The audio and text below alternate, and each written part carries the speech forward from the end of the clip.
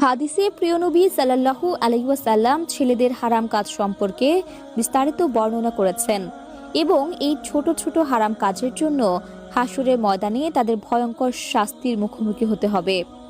প্রিয় দর্শক, আপনি যদি রাসূলুল্লাহ সাল্লাল্লাহু আলাইহি ওয়াসাল্লামকে মনে প্রাণে ভালোবাসেন ও বিশ্বাস করেন, অবশ্যই আলহামদুলিল্লাহ কমেন্ট করবেন। প্রিয় দর্শক, আজকে আপনাদের পুরুষের 10টি হারাম কাজ সম্পর্কে জানাবো। এই হারাম কাজ থেকে প্রিয় নবী বারবার বিরত থাকতে বলেছেন। প্রিয় নবী বলেছেন, যে ব্যক্তি আমার হাদিস অন্য কাউকে শেয়ার করলো, তার জন্য আল্লাহর বিচার দিবসে আমার শাফায়াত ওয়াজিব হয়ে যাবে। অবশ্যই ভিডিওটি সবাইকে শেয়ার করবেন এবং মুসলিম ভাইদেরকে এই 10টি কাজ থেকে বিরত থাকার জন্য জানিয়ে দেবেন।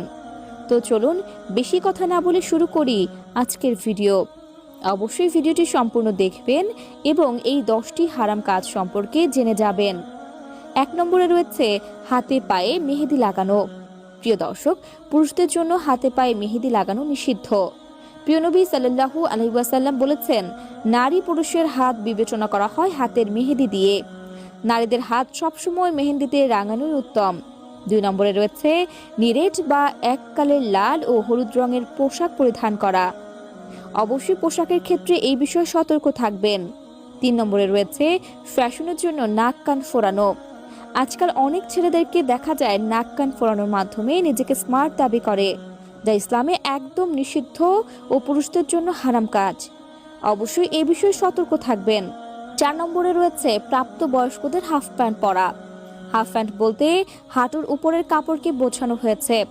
5 নম্বরে রয়েছে চুল দাড়িতে কালো রং করা।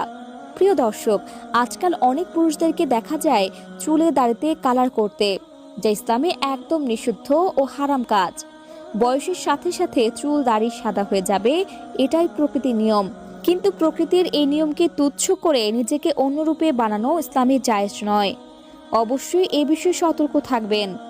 6 নম্বরে রয়েছে স্বর্ণ ব্যবহার করা। পুরুষদের জন্য স্বর্ণ ব্যবহার করা জায়েজ নয়। অবশ্যই এই বিষয়ে সতর্ক থাকবেন এবং এই হারাম কাজ থেকে নিজেকে বিরত রাখবেন। 7 নম্বরে রয়েছে টাকনুর নিচে প্যান্ট পরা অথবা জুব্বা পরিধান করা। 8 নম্বরে রয়েছে সিল্কের কাপড় পরিধান করা।